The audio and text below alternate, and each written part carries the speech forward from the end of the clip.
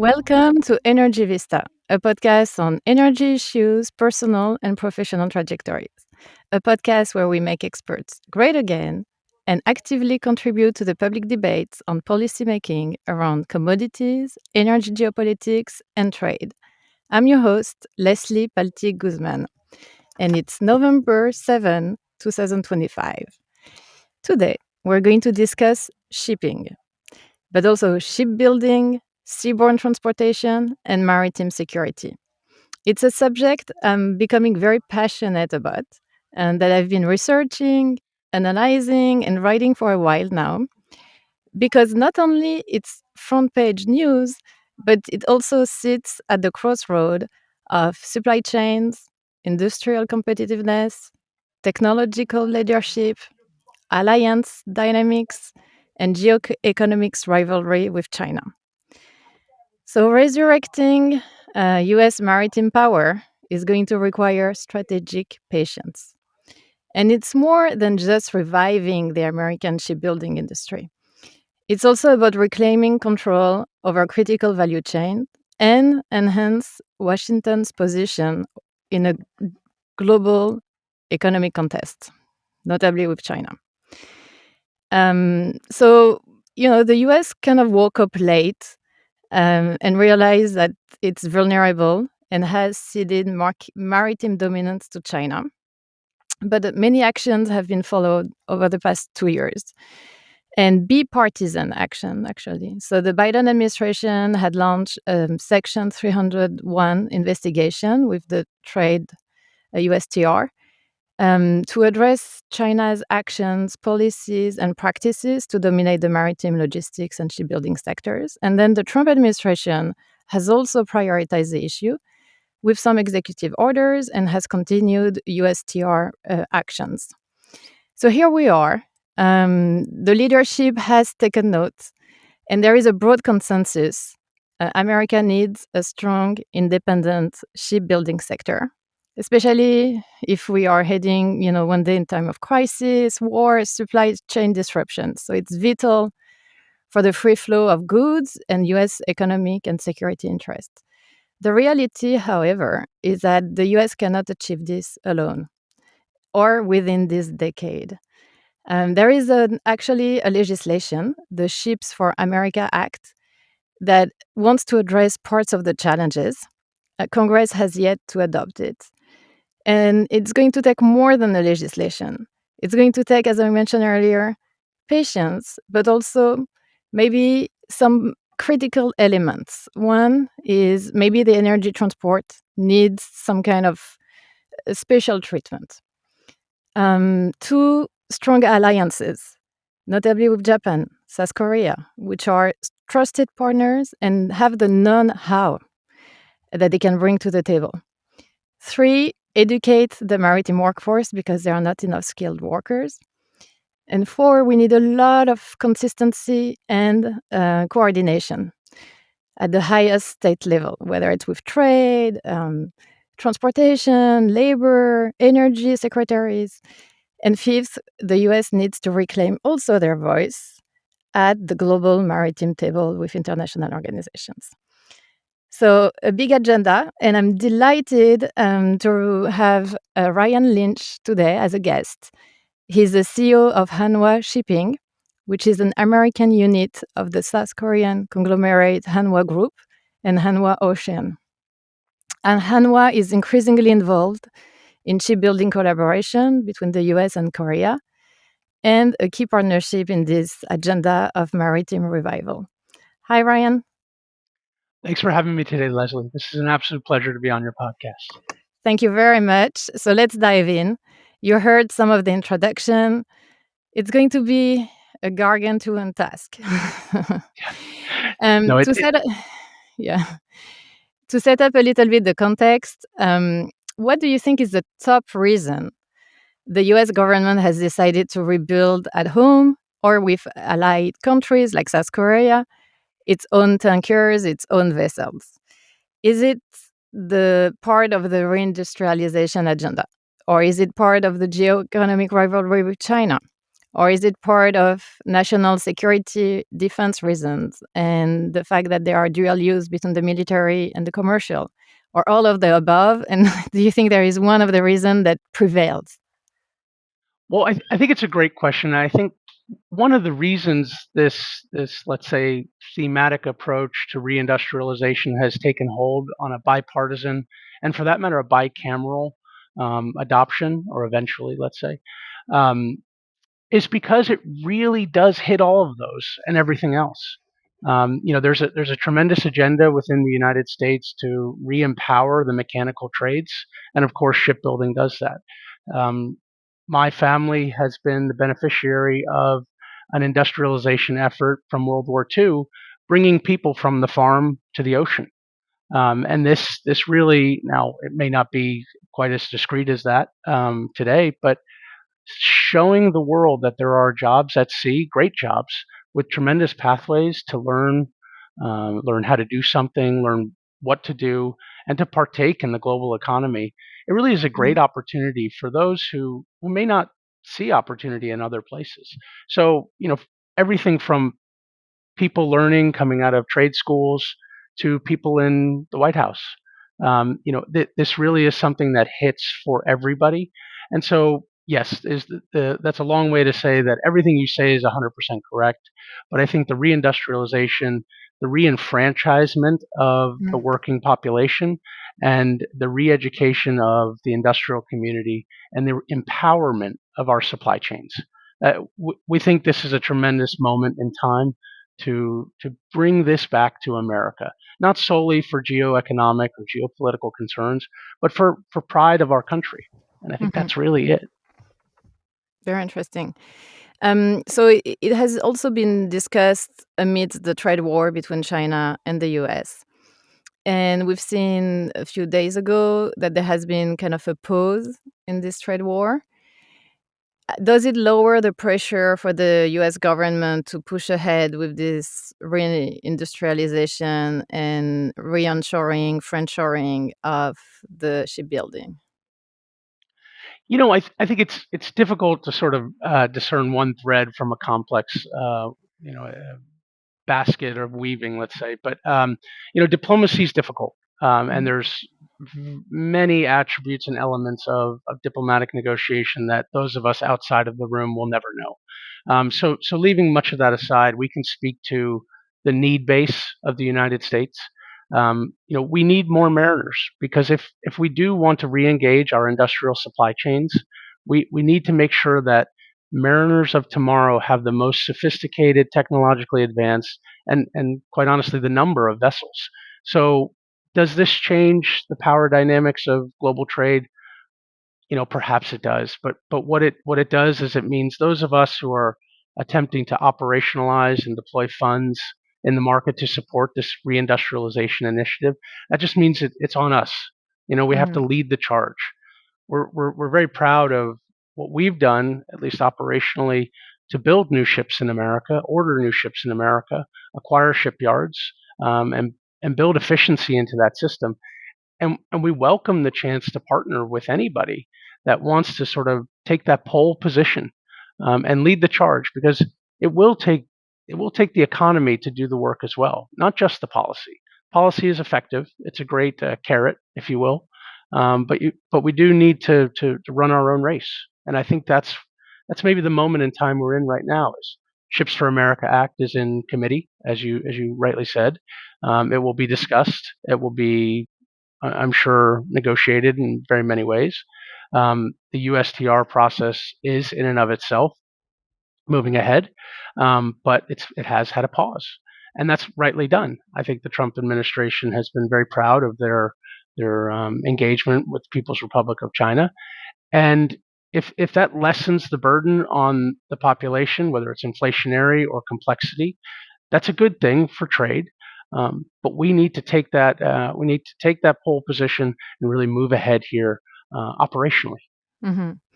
So one of the challenge is going to create enough demand for those new ships to be ordered in the US or to be ordered in with allies shipyards.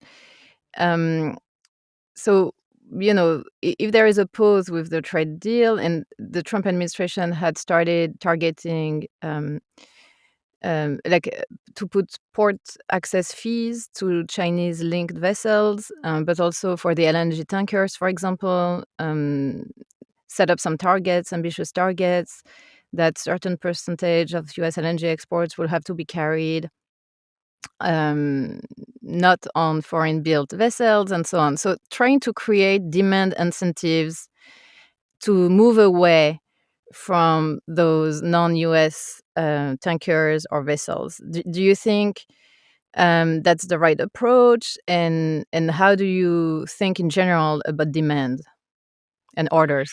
Mm. So it's a great question, and I think the let's take LNG just specifically because I think that ecosystem presents the greatest order of complexity. Obviously, the United States is the largest LNG exporter in the world. It has the greatest marginal supply of LNG, most projects sort of theoretically coming online. Um, but it also represents the frontier of technological capabilities, both of vessels and of mariner training. So it's a very hard system of operations to optimize around. It is also something that has not been endowed into the United States system in about 50 years. We've not had LNG vessels operated in our world since 1979. And just to Now, insert here some statistics, there is only one US flagged LNG tanker, I believe, that is kind of smaller size one, and like mostly deal with Puerto Rico trade. that's And right, yeah, and then and the yeah. and an older generation technology there too as well. Yeah, and so I think that what's interesting here is that let's call it a renationalization of a fleet of carriers is this is not the first time this has happened. I mean, we've seen initiatives in France, for example, to envision a French tax lease program to put French international flags on board vessels that are servicing the French demand for LNG. Now, it's on the other side of the equation for here in America. We have supply of LNG, so this is not unprecedented. We see a tremendous amount of demand for ships in their local registries around the world. You know, the UK has an offshore registry. Sweden has one as well. And so we like the idea that there is precedent for these transactions. Now, it's always the how to, not the what to. That's the complexity. And in America, the system right now, we don't have enough mariners. We need to really look into our recruiting and our efforts to get people on vessels. So that's where we start for LNG.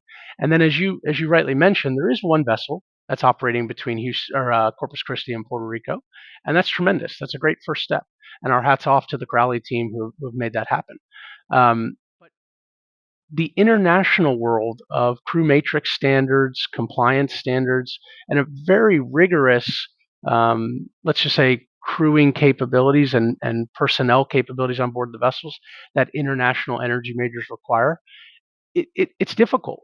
So we have to make sure that we're thinking very deeply about not only bringing physical assets to the United States, but making sure they are operationalized and able to be delivering LNG to the global set of customers. Yeah. Because if we can only bring it to a certain subset of customers, well, it doesn't solve that problem, does it? Hmm. So you're raising a distinction here also that I mean, the targets would be gradual, and we need to distinguish also between US flagged, US crewed vessels, and US built. So I think the first target by April 2028 is 1% of US LNG exports that must travel on US flagged and US crewed vessels. And then by 2029, the idea is that 6 US built tankers must be in operation. And then crescendo, 2047, it will be about 15% of US LNG exports to be transported on US built, US flagged, US crewed vessels. So it's about 100, like over 100 ships. That's right, and actually the stipulated, or let's say the envisioned demand schedule that comes from the USTR, it does mirror the Section 420 of the Ships for America Act. So it is quite similar. There are some differences in timing, but generally you get to the same result of over 100 ships, depending on your view of exports, right? Right. Because it is inextricably linked to export volume. Now, one condition that I would say everything you said is factual is that to enter the U.S. flag state, there are traditionally three conditions. One is a technical condition, meaning the vessel has to be approved by the United States Coast Guard. And that generally, vessels built in Korea to the highest standard generally will accomplish that. Um, but then, secondarily, the vessel must be owned by a citizen company of the USA. Now, there are some tremendous flag bearers, exacting companies that do tremendous work in the U.S. ecosystem, traditionally working in the coastwise market or in a specific military programming market, but they don't have a tremendous amount of experience in international LNG. So one of the nuances and complexity is that in order to bring a vessel to the U.S. flag state, we have to make sure that it's a U.S. company. And then secondarily, or I should say finally, in order to enter the U.S. flag state, you need to have a certain cadet grouping of U.S. mariners. Now, that brings us back to this, if you will, this balancing feedback loop, whereby if we don't have the mariners that are sufficiently qualified to partake in the international trade, then that preempts the whole entry of vessels into the U.S. flag state. So I will say that's a bit of a rabbit hole to go down, but it isn't quite as complex or quite as easy as just bringing vessels to the USA and raising the U.S. flag. Yeah. There is a much deeper system of equations to Yeah. analyze. It's so interesting because you've been really highlighting this labor workforce um, challenge. And, I don't think many people understand this, but because the US has kind of lost its expertise for so many years in building those vessels, we need to regain the know how. And some foreign workers will have to train American workers. It's going That's to right. take time. And then we need some programs, education also to educate this new pool of mariners. Yeah, very That's r- interesting. yeah. It's complex, but it also draws a tremendous amount of similarity to the shipbuilding side. So I think there have been some requests for information from the Bureau of Labor on their international labor grouping about how do we train shipbuilding workers that are U.S. citizens in allied countries to come back to the United States to deploy those capabilities. Mhm, And that's one of the things that we in our organization are able to facilitate and have initiated already. And so that's for us, we do focus on the labor because back to what you said earlier, we see this as a reindustrialization question. And mhm, reindustrialization, of course, you think about a traditional Cobb Douglas function, you have labor, you have capital, and technological efficiency.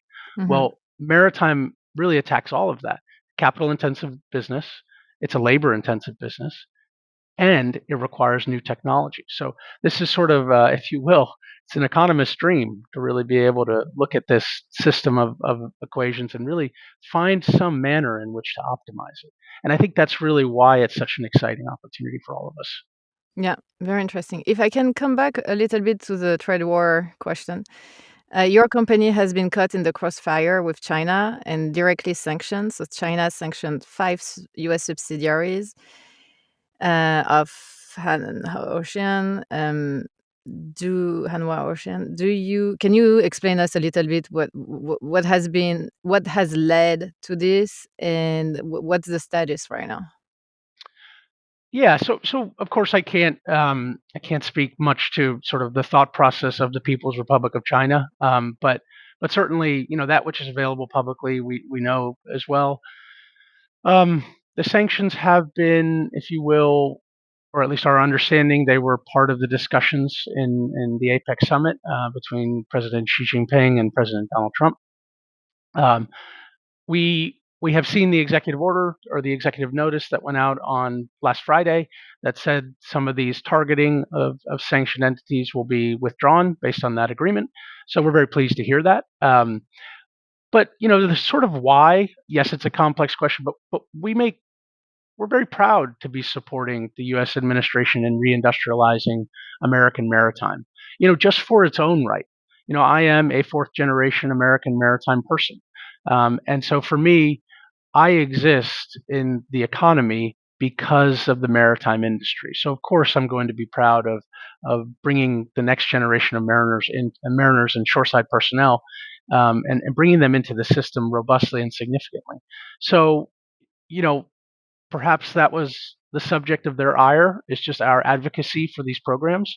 Um, we bought a shipyard as in Philadelphia last year. We stood up a shipping company, which is what I'm responsible for, and we are owning vessels.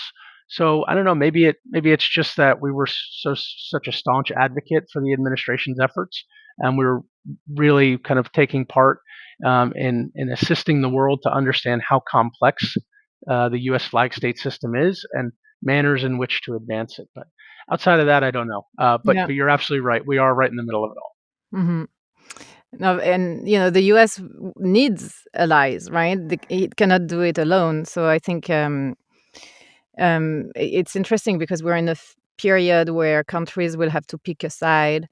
Um, China has become the dominant shipbuilder, in numbers, in almost all segments except LNG, I think, and where South Korea is still one of the leader. Maybe China saw that the US was very ambitious and determined to revive the LNG tanker industry also, and saw it as a challenge for the future of its industry. I'm not sure. Because it's not only going to happen in the US, but potentially other countries are going to take note and also try similar initiatives. I think so, and I think if we go back to the Russia Ukraine invasion of 2021, this was a great moment of kind of awareness. Let's say is that if you have a vessel under a flag state of a nation, and that nation has a certain policy objective to support one of their allies, in that case, perhaps it was the European Union's need for natural gas in the wintertime, there is a manner in which a flag state or a citizen company can be suggested or compelled to service the goals of a nation. And I think that's one of the awareness that maybe the United States said, if we have vessels under the US flag, we can achieve our allied diplomatic objectives or allied policy objectives in a manner that supports their economies. And so, if you think about a ship as that modality of deliverance, that's what excites us. Is that if America has LNG, they have spare capacity and they can deliver it to Germany, and there is a manner in which the United States government wants to do that. Well, of course, having vessels with a U.S. flag state is an important way in which to manifest that outcome. I'm so happy you spelled out the thread because there has been so much discussion and not enough examples of what could happen, I think. And, talking to many people in the industry, often I heard, well, the one that owns the ship controls the trade. So what does that mean exactly? Does it mean that it can be weaponized, that a tanker can be weaponized in times of war or supply chain disruption? And you mentioned the example of the trade between the US and Europe, for example. If a ship would have been Chinese flagged or Chinese crewed, could it have received the order to actually redirect, it depends on the scenarios, of course, but like to redirect the cargo to another destination or go back to China or not help an allies from the US, or, or i- if it was Russian flagged or Yeah, Russian crewed, or, it's the kind of, yeah. yeah. No, it's a great thread to focus on it. And my background has been in the commodity trade sector. So the answer to your question is, of course, it's complex, but you know, the ship owner doesn't own the cargo on board the vessel. And even if it's the same company's cargo, it's a different entity within. There's a letter of credit, often provided by a banking entity, so they are technically the owner of the cargo until it delivers to whomever it goes to. But there are certain circumstances where you may be loading cargo that's, let's say, United States government cargo to deliver to the German government, let's say, at an FSRU in Wilhelmshaven. And in those circumstances, the cargo can be the property of the United States government or be delivered from some merchant to the German government. The ship is then at the discretion of the voyage orders by who has chartered the vessel. There is, however, always a distinction in every charter contract, financing contract, that if the flag state has what's called an outbreak of war or a certain emergency condition, that the vessel can be put at the service of that flag state. Now, in the current global economy or global maritime world, we have flags of convenience. Now, traditionally, those flags of convenience are convenient because they are not at war with anybody. So it's what, Um, Malta, Cyprus? Similar, yeah, Marshall Islands, Liberia, Panama, these type of entities, and they do a tremendous job on the international registry system by affording business continuity and minimizing disruptions in the supply chain because of their sort of diplomatic work. Now, on the other hand, if you put a vessel into a U.S. flag state, not to say we're ever going to war again, and I hope we do not, but there is a higher probability, all else equal, that something might occur. And so, in those circumstances, what that means is that the United States government has control of that vessel by virtue of giving the protection to the vessel under the flag of the United States. And that's the nature of that vessel is property of the United States or is property within the United States. Mhm. And so, that's where the control function comes in, is that if the government so compelled the ship owner to redirect the vessel or put the vessel at the service of the government, they would be obliged to under certain circumstances. And And I so, guess yeah, it becomes very handy also in terms of war logistics, where if the U.S. military needs supply or fuel or food or whatever it is, to have also a bunch of commercial vessels that are U.S. flagged. well, yeah. So I think first and foremost, I mean, one of the remarkable aspects of, let's just use World War II as an example, was the deployment of supply chains. And those supply chains, I think people don't think through that system. They require a merchant marine class. This is not, you're not moving, bulk oil and coal and kerosene. You're not moving them on Navy vessels. I mean, okay, you might in certain quantities, Right. but the bulk fuel that needs to go power airplanes, that needs to go power diesel tractors and lawnmowers and bulldozers, the these are transported by commodity carriers. So a lot of the time you'll see wording in military procurement of, or I should say, commercial maritime procurement of military usefulness. Now, that's an important aspect, is that if we can train crew to run cargo that's military useful, that is, of course, a national security objective of the United States, as it Mhm. would be with any nation. Now, you might take that one step further and suggest, well, how does LNG become military useful? It's quite a complex commodity that has Mhm. demand into a generating system. Well, our view, and it's not the view of any one person or the United States government, it's our own, is that if the United States government has, whether it's military or diplomatic institutions in a country that require to pull from the electrical grid of that country, then being able to provide LNG as a safe, secure, and reliable source of energy to those countries, well, that may not have direct military usefulness, but it certainly does have tremendous applicability to safety and security. And Yeah. so that's where we see those correlative aspects. Mhm. Since we're talking about military, can you talk a little bit about this transfer between the commercial and the military in terms of, um, the workforce, but also the technology? So if the US regains some technology transfers for its commercial fleet, that could be applied also to the military. And in general, like, the shipyards are going to be stronger on both sides, no? Yeah, well, I mean, certainly. So I'll give a couple examples. So we at Hanwha Ocean were very pleased to announce last year, about March, that we successfully completed a maintenance, repair, and overhaul of a United States Navy oiler, one of the TAOLs, I believe it was. That vessel was able to be serviced what they call in theater, so in the Pacific Basin. It didn't need to steam back to the USA. It didn't need to go, through a process in the USA and then get back to the Pacific. It could do it in Korea. Excuse me, And just for all of us, an oiler, what is an oiler? it's one of the supply chain vessels within the Navy, so it's Okay. carrying diesel fuel, jet fuel. Okay, okay. So vessels can stay at sea, and these vessels are the supply chain. And then it's the bunkering ship-to-ship transfer, or it's Yeah, and I don't know. I wouldn't say I know Okay, too much about it, but it's the Navy's version of bunkering vessel, let's say. got it. Okay. Um, so in that context, the oilers, those which carry oil, um, they the vessel stayed in theater, it stayed in the Pacific, and the Hanwha Ocean Shipyard was able to repair and overhaul that vessel quicker, more robustly, and more economically than would otherwise be done.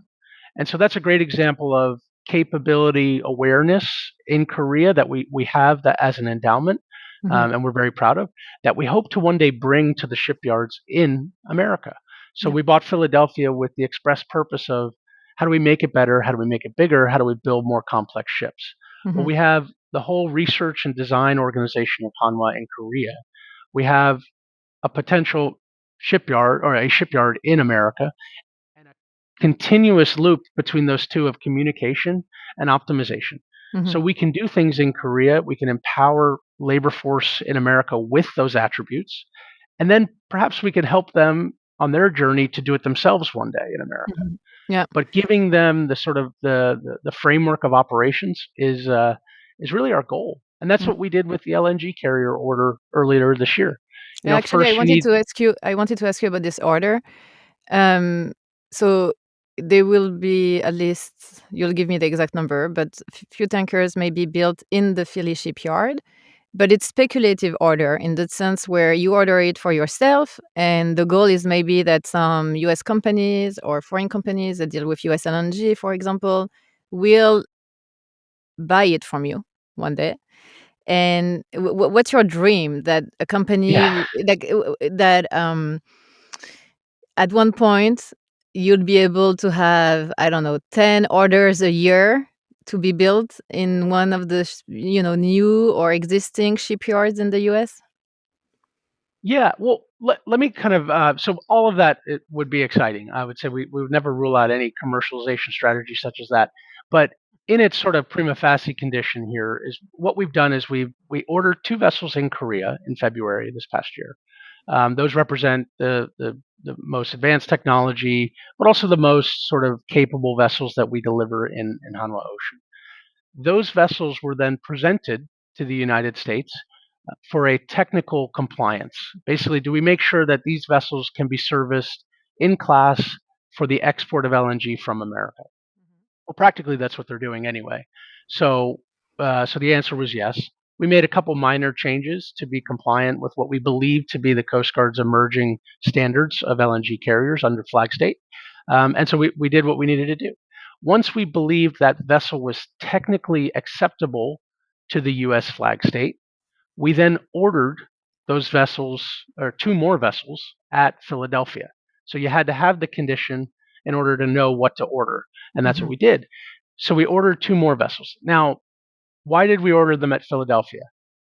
Well, LNG is a complex supply chain. You have to have makers, you have to have licensing, you have to have the ability to weld in variable material. Of course, that can withstand a negative 162 C and then an ambient temperature change. So it's quite a drastic mix. Um, but those are difficult supply chains if you've never had them in the United States. So what we did was we said to Philadelphia, will you run this exercise with us? You are an expert at handling compliance and regulatory authority. You are the shipbuilder of America, the top standard. Let's work together. We will order the ship at Philadelphia. You outsource what you can't do to Hanwha Ocean, and then you can identify, rectify, and remedy all of your blind spots.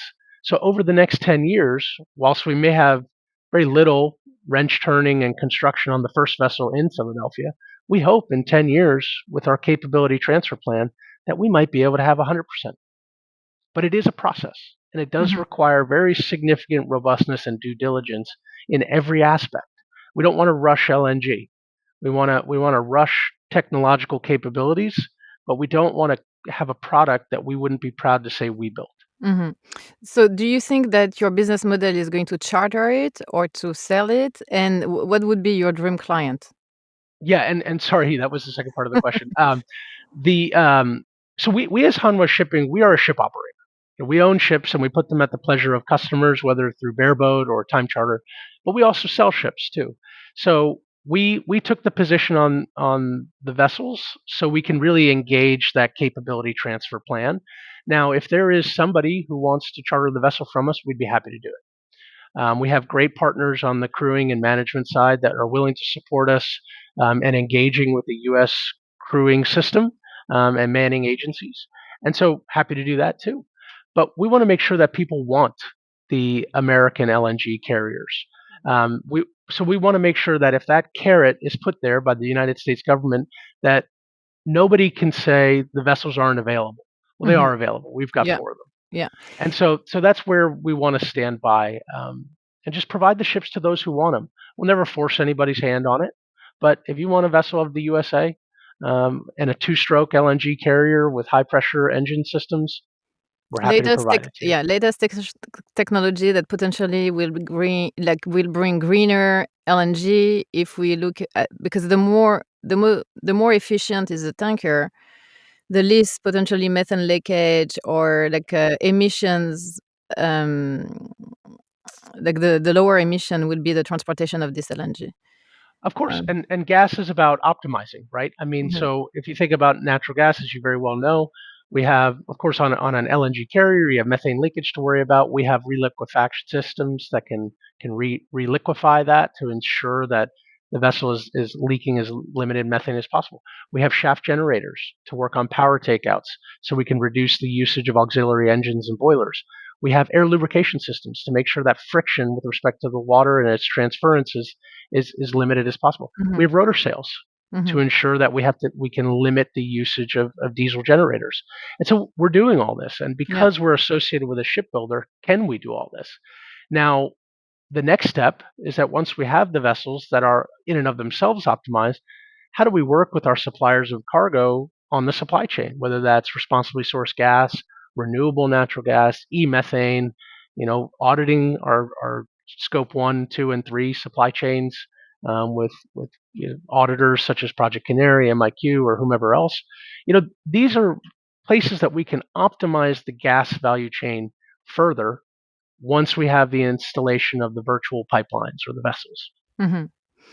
So Venture Global, Cheniere, you heard it. There are some tankers, US made, potentially available for chartering.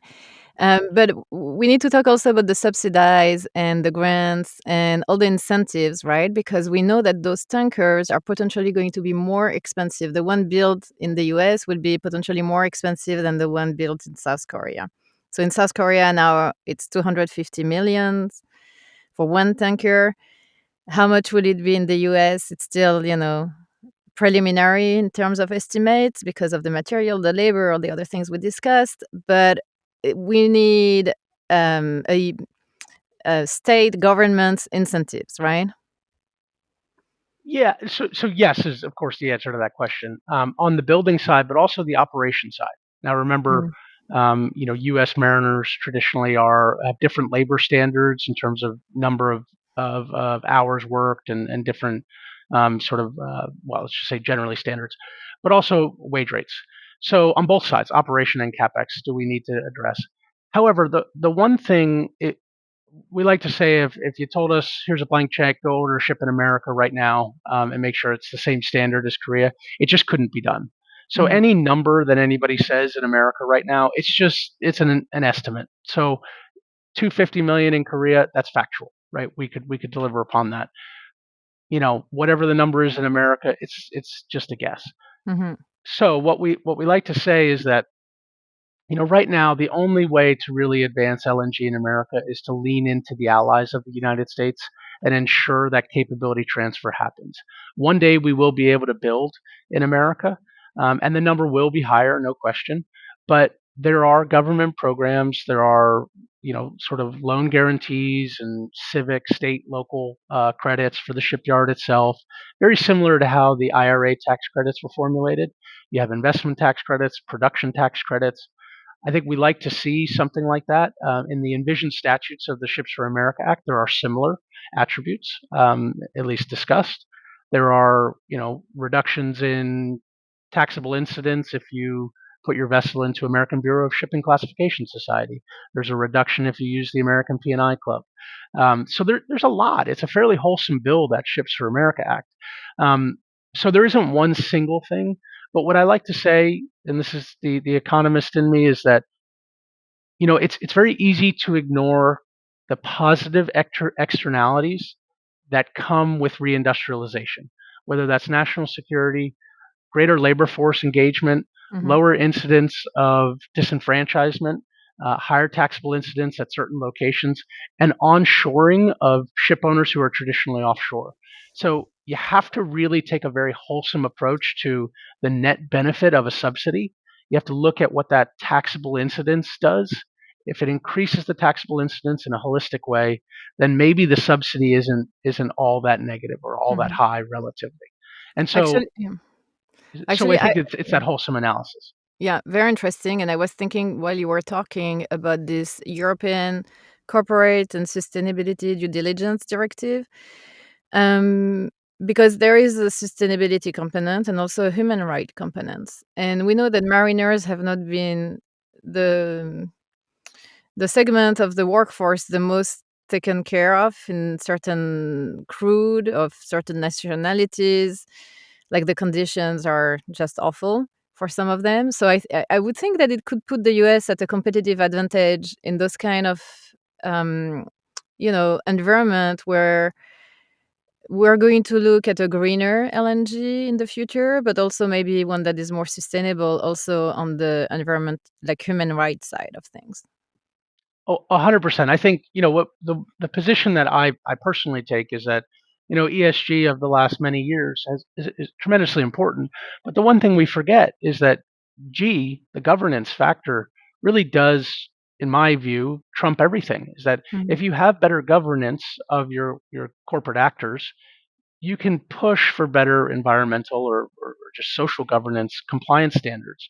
And I think that's where our re-engagement with the United States operating ships with U.S. citizens on board, it forces us to have that greater level of governance over how to and over the how to of operating an LNG carrier. Now, it's a bit of a blue sky thinking, but you're absolutely right. It's that audit control function of the national state. Whether it's Mhm. France or the UK or the USA. It's going to be interesting to see this dynamic between like maybe a little more expensive LNG because it's you pay a premium for the governance and the sustainability, and one that is maybe a little bit less expensive but is less attractive for all the other reasons we mentioned. Yeah, I think we see that in the hydrogen auctions around the Mm, world, both in Europe and in Asia.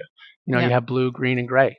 right. But I think that carbon intensity function, I'm less involved in European side of the politics, but it is very important in terms of auditing the wholesome supply chain. What we want to make sure is that gas is here and gas will remain here for a very long time. That's very important for us as LNG carrier owners as well as our overall system. It's Mm, a reliable source of electricity or power generation. And, if we have to make it better, let's make it better. mhm, I'm very much marginal gains rather than paradigm shifts. That's really my view is so let's continue to marginally improve the value chain of LNG wherever we can. And when that new technology is robustly available to adopt, then great, let's move ahead with mhm, it. But mhm, marginal gains for me trump paradigm shifts. mhm. Great. I would like to move now to your personal trajectory, Ryan. So you mentioned several times actually that you're a fourth generation US shipping leader. So what does that mean exactly? What's the origin story of your family? Did you own a shipbuilding company? Like how did you get into this sector? Yeah, it's kind of a lot of twists and turns, but generally, so my great grandfather started as a pilot on the Delaware River. So husbanding ships into port, understanding the nuances and the complexities of that river system, and making sure that cargo, both on the export side and the import side, was delivered appropriately. Um, during during the lead up to World War II, a number of years before, my grandfather was a or went to sea out of Philadelphia. So we have a lot of history in that region. And boarded a ship and eventually worked his way up to become a master mariner. And so during World War II, he was running the oiler fleet across the Atlantic basin. So he was in very much in an active theater, and sort of bringing supply chains to the European theater of war. And so very much that was his kind of the stories we would hear were tremendous and scary. And so we really felt to understand that the mariner was perhaps overlooked in terms of their importance in ensuring the Allies' victory in World War II. That supply chain capability. So that's really where it came from in our family. My dad ran a ship brokerage company for many years, was the founding partner of Mallory Jones Lynch Flynn in 1979, retired a couple years ago. And so I had worked in this system, and my family's worked in this system for a very long time. But the one thing that we had a firsthand witness of, or firsthand, I should say, we bore witness to, was the atrophy of the system since the 1980s. My grandfather was the president of Atlantic Richfield Marine Company, and they owned VLCCs under the Jones Act. They built them in NASCO and in San Diego. They operated them both in the international market and in the coastwise market. They ran the Alaska tanker fleet for a number of years. And my father, sort of over the years, started his career doing a lot of Jones Act work. But by the end of his career, it was all international. And that was representative of just the market dynamics, is that the system in America stopped growing. The shipbuilding, therefore, stopped growing. And what I chose to do in my career was really look for the future and how we can re engage that industrial system in the United States, re empower people to understand that maritime is a part of their daily life, whether they're at sea or on shore. And so that's the position that I took. And it's been a long road this past 20 years in the business, but it's been an exciting one, and I hope the future will remain that way. Yeah, it's an amazing place to be right now. So thank you, Ryan, for this conversation. And we'll both follow closely what's the next steps for this big initiative that I think is very needed right now in the US. Great. Well, thanks for having me, and thanks again for bringing awareness to the American maritime system. We find it to be such an exciting time as well. Great.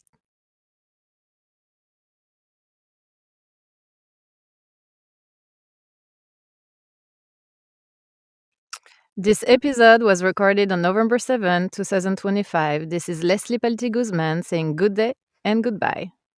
If you like what you hear, want to support Energy Vista, discuss sponsorship, or send feedback, contact me